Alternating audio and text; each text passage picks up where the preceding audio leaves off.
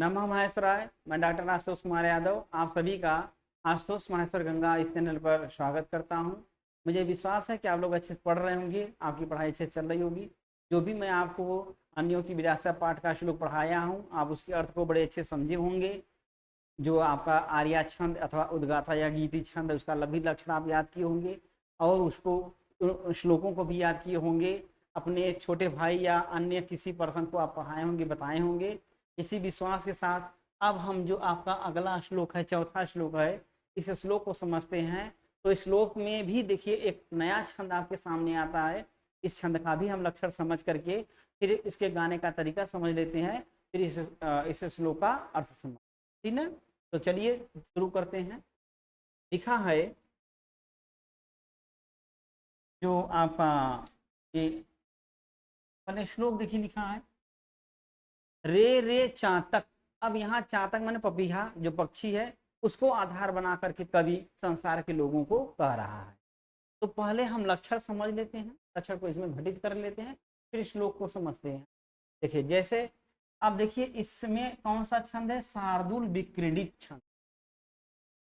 शार्दूल शब्द जो होता है इसका अर्थ होता है शेर का बच्चा, या शेर भी कह सकते हैं।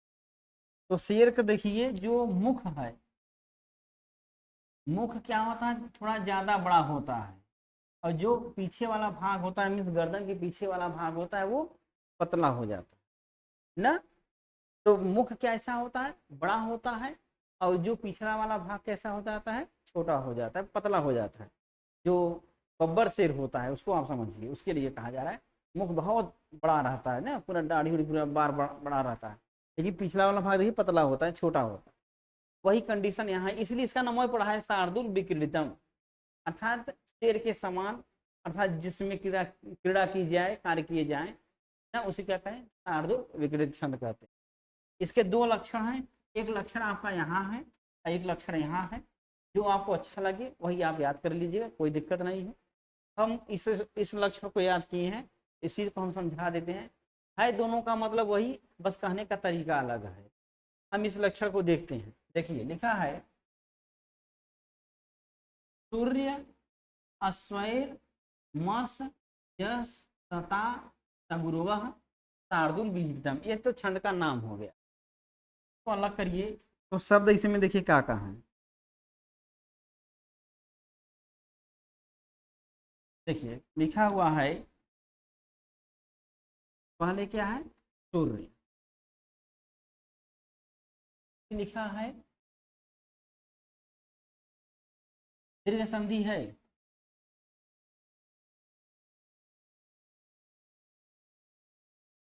अश्वैह विसर्ग हो जाएगा र का, फिर है म स य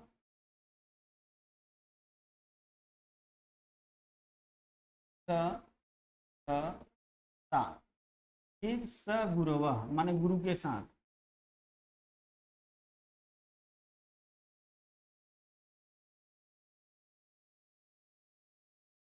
ठीक ना। अब उसी का कहेंगे शार्दुल विकृत छंद कहेंगे। अब ये जो म है, यह संकेत करता है मगड़ का। आप छंद में जानते हैं 8 गढ़ होते हैं, यह माता राजस्थान सलगा से। हम छंद का अलग से पूरा वीडियो बना देंगे अच्छे से, प्रत्येक छंद का अलग अलग आपको उसमें सब बता देंगे। लेकिन अब श्लोक आ गया तो धीरे धीरे छंद को भी आपको हम बताते चल रहे हैं, समझ लीजिए। म से हो गया मगड़, स से हो गया सगड़, ज से हो गया जगड़, फिर स से हो गया सगड़, त से हो गया तगड़, ठीक ना, फिर त से हो गया तगड़, असगुरुवह से हो गया एक गुरु। अब मगड़ का क्या है, मातारा मिस गुरु, गुरु गुरु, स ल गा, श ल गा, य भा न, श ल गा, ता रा ज, ता रा ज, ठीक है। मतलब ये आपके इतने गढ़ बनेंगे। 3 3 6 3 का 9 3 6 12 3 5 15 3 6 18 1 19। कुल कितने वर्ण हैं इस छंद में? 19 वर्ण है। यह वर्णिक छंद है। अभी तक जो 3 आप छंद पढ़े, आर्या और उद्गाथा, वो मातृ छंद थे, उसमें हम मात्राओं की गणना कर रहे थे। लेकिन यह क्या है? वर्णिक छंद है, इसमें हम वर्णों को गिनेंगे, ठीक ना। अब देखिए कितना कहा, ये 19 वर्ण कहा है, तो गिन लेते हैं। देखिए, एक वर्ण, दो वर्ण, 3 4 5 6 7 8 9 10 11 12 13 14 15 16 17 18 19। जो आधा वर्ण होता है, मीन्स आधा व्यंजन वर्ण होता है, उसकी गणना नहीं की जाती है। इसीलिए इस आधे स की हम गणना नहीं करेंगे, इस आधे श की गणना हम नहीं करेंगे, इस म की गणना हम नहीं करेंगे। जो पूरा पूरा होगा था स्वर व्यंजन से युक्त होगा, वही वर्ण कहलाएगा। तो देख लीजिए, तो सु 1 या 2 वै 3 म 4 स 5 6 7 8 9 10 11 12 यहाँ हो गया। फिर 13 14 15 16 17 18 19 माना ही कि नहीं, 19 वर्ण। तो अब इस छंद का लक्षण क्या हुआ? अब ये यहाँ भी हम अलग कर दिए, ये भी बता दिए। अब ये होगा कि जिस छंद के प्रत्येक चरण में 19 19 वर्ण होते हैं, प्रत्येक चरण में, चारों चरणों में, सब में 19 19 19 19 समवर्णिक छंद है, तो सब में क्या हो जाएंगे? 19 19 वर्ण हो जाएंगे, ठीक है। चारों चरणों 19 19 19 हो जाएंगे। तो जिस छंद के प्रत्येक चरण में कितने वर्ण हो? 19 वर्ण हो। और जिस छंद के प्रत्येक चरण में मगड़ सगड़ जगड़ सगड़ तगड़ तगड़ और एक गुरु वर्ण आ रहा हो, ठीक ना। आप समझने का प्रयास अच्छे से करेंगे तो बात ज्यादा क्लियर होगी। देख लीजिए क्या क्या कहा। मगड़ हो, ठीक, तगड़ हो, जगड़ हो, तगड़ हो, तगड़ हो, फिर तगड़ हो और एक गुरु। तो जब इस लिखा सूर्या स्वर म स ज त ता स गुरु वह, तो मगड़ सगड़ जगड़ सगड़ तगड़ तगड़ और एक गुरु। यदि किसी भी छंद के प्रत्येक चरण में यही मगड़ सगड़ तगड़ जगड़ सगड़ तगड़ तगड़ और एक गुरु वर्ण आ रहा है, तो वह शार्दूल विक्रीडित छंद के नाम से जाना जाएगा, ठीक ना। अब हम मात्राओं को एक बार लगा करके चेक कर लेते हैं, क्या वास्तव में यह जो मात्रा है मगर सगड़ का, यह मिल रहा है कि नहीं। चलिए हम इसी वाले लक्षण में देख लेते हैं, चाहे इस लक्षण में, कोई दिक्कत नहीं, दोनों में वही आएगा। इसी में देख लेते हैं, अलग है थोड़ा। सु में बड़ा ऊ है गुरु, या में गुरु, वय में गुरु, क्योंकि तीनों में मतलब दीर्घ की मात्रा है, तो मगड़ मिल गया एक ठो। फिर य में जो र है इधर व में आ गया, अकेला बच गया।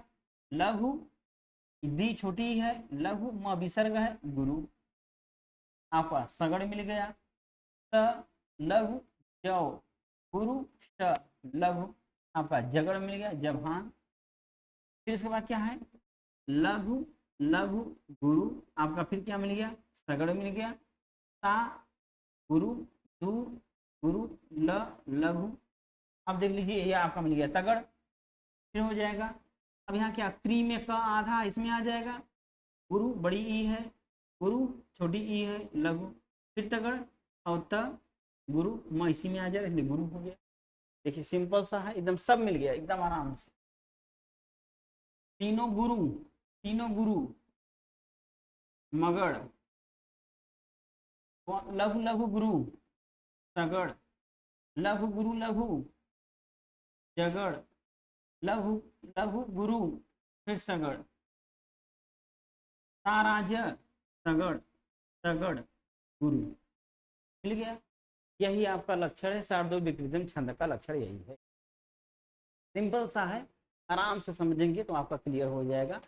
तो बस इतना ये कहा कि जिस छंद के प्रत्येक चरण में 19 वर्ण हो, और जिस छंद के प्रत्येक चरण में मगड़ शगड़ जगड़ सगड़ तगड़ तगड़ और फिर एक गुरु मिल रहा हो।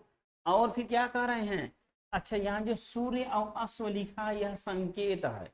किसका संकेत? तो सांस लेने का, विराम का, यति का।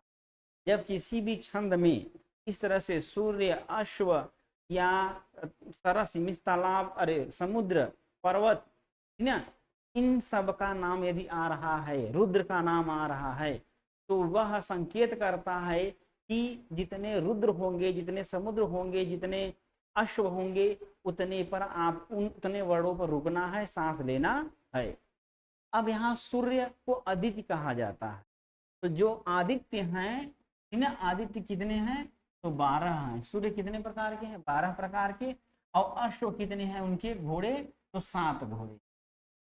कितने घोड़े हैं, 7। तो सूर्य 12 प्रकार के होते हैं और उनके घोड़े कितने हैं, तो 7। तो 12 7 19 हो गया ना। इसका मतलब हमको 12वें वर्ण पर रुकना है और 7वें वर्ण पर रुकना है, अर्थात सांस लेना है छंद का उच्चारण करने के लिए, ठीक है। तो देख लीजिए फिर से, कहा शार्दूल विक्रीडित छंद। इसमें कहा कि सूर्य अश्वई है, सूर्य मीन्स 12 और अश्वई माने 7, 12 7 पर यति होती है।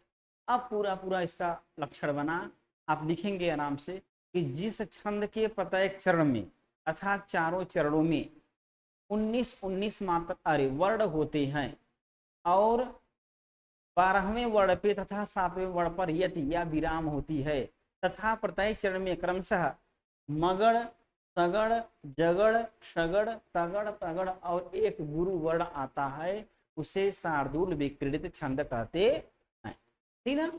अब हम इसका उदाहरण देख लेते हैं। पहले हम इसको लक्षण को ही गा लेते हैं, इसको गाने के बाद फिर हम इस श्लोक को गा लेते हैं, ठीक ना। देखिए इसमें यहाँ से लेकर के यहाँ तक पूरा 12 वर्ण है और यहाँ से यहाँ तक कितना है, 7 वर्ण। यह एक चरण है पूरा, ठीक ना।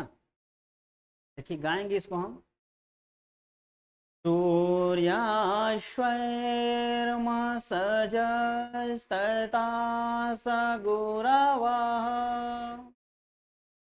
शार्दूलविक्रीडितम्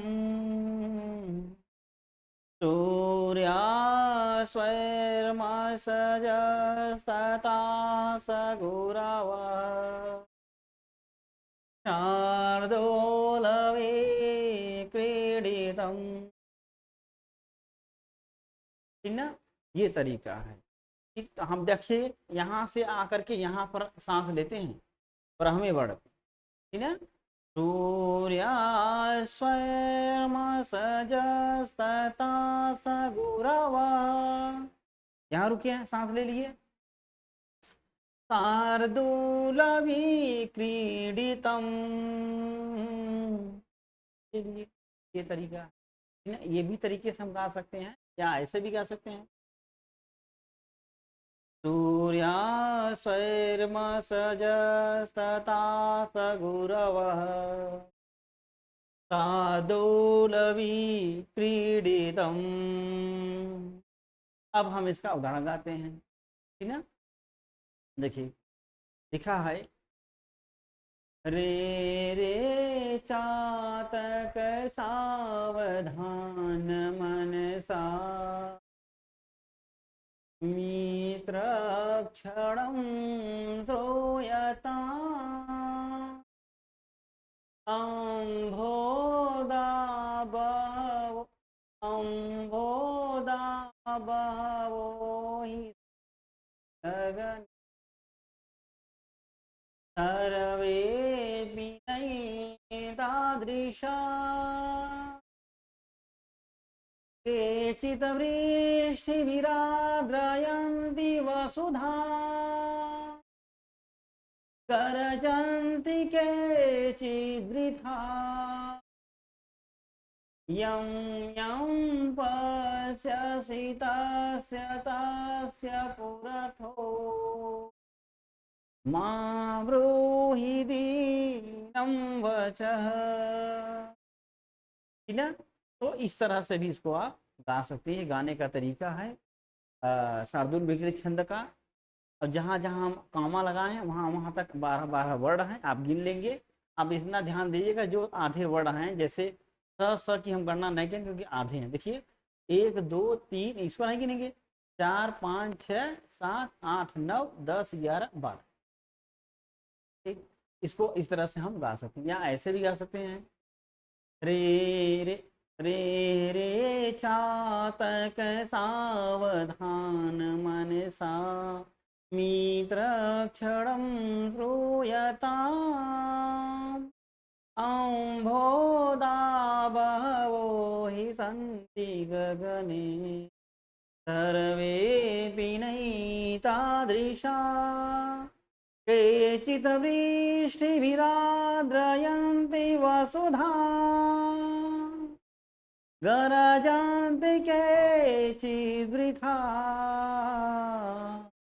यां यां पश्यसि तस्य पुरतो मा ब्रूहि दीनं वचः सूर्यास्वैर्मसजस्तथा स गुरवः शार्दूलविक्रीडितम् सूर्यास्वैर्मसजस्तथा स गुरवः शार्दूलविक्रीडितम्। खैर, इस तरह से आप इसको गा लीजिएगा। 2-3 बार बता दिए हैं, आप आराम से समझ करके गा लीजिएगा। अब हम इसके अर्थ को समझते हैं। लक्षण बता ही दिए हैं, परिभाषा, सिर्फ अर्थ देखिए। तो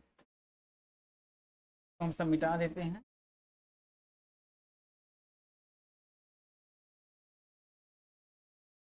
देखिए, अब जब हम इसको समझते हैं तो लिखा है रे रे चातक, हे चातक। कवि पपीहा पक्षी के माध्यम से, चातक के माध्यम से संसार के लोगों को बताना चाह रहा है।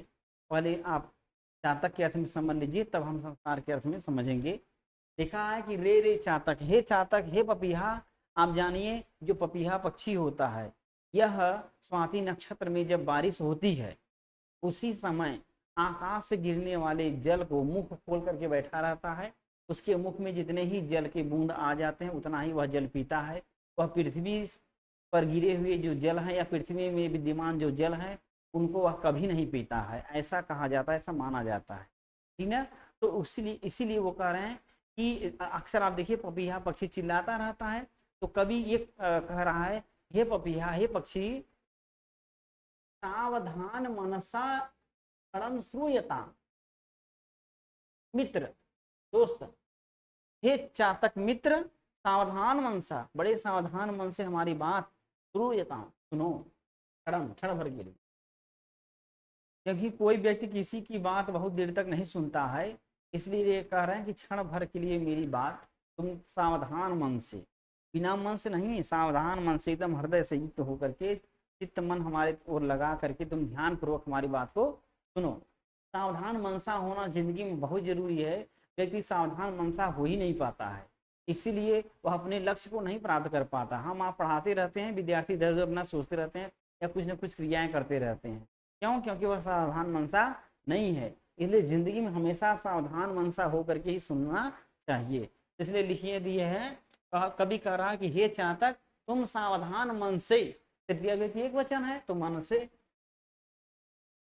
हे मित्र चातक, सावधान मन से क्षण भर के लिए, कुछ समय के लिए मेरी बात सुनिता मने सुनो। क्या सुनना है? पूछा क्या सुनाएंगे आप बताइए। तो कह रहे हैं अम्भोदा बहवः हि सन्ति गगने सर्वेपि नई एतादृशा। अम्बोधा, देखा, अम्भ मतलब होता है जल,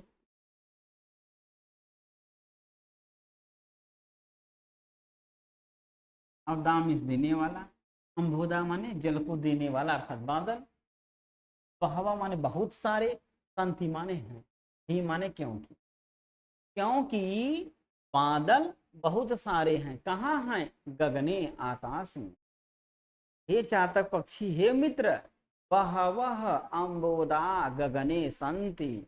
बहवः बहुवचन है ना, तो इसलिए जब बहुवचन बहु बहवः, जब बहवा मैंने बहुत सारे, तो संति होगा, अस्तिस्तः संति। तो हे चातक पक्षी, इस आकाश में, सप्तमी गगने, आकाश में, रामे बाल के, इस आकाश में बहुत सारे बादल हैं, लेकिन सर्वे अपि, पूर्व रूप संधि सर्वे प्लस अपि, यहाँ वृद्धि संधि है न प्लस एतादृशा। एतादृशा माने इस प्रकार के, न माने नहीं है, सर्वे अपि सभी इस प्रकार के नहीं हैं, सभी इस प्रकार के नहीं हैं। पहले तो ये कहें कि अम्बोदा गगने बहवः सन्ति, आकाश में बहुत सारे बादल हैं, लेकिन सर्वे सभी इस प्रकार के नहीं हैं। तो फिर पपीहा पूछा किस प्रकार के, तब फिर आगे आंसर बता रहे हैं। केचित् वृष्टिभिः आद्रयन्ति वसुधाम गरजन्ति केचित् वृथा।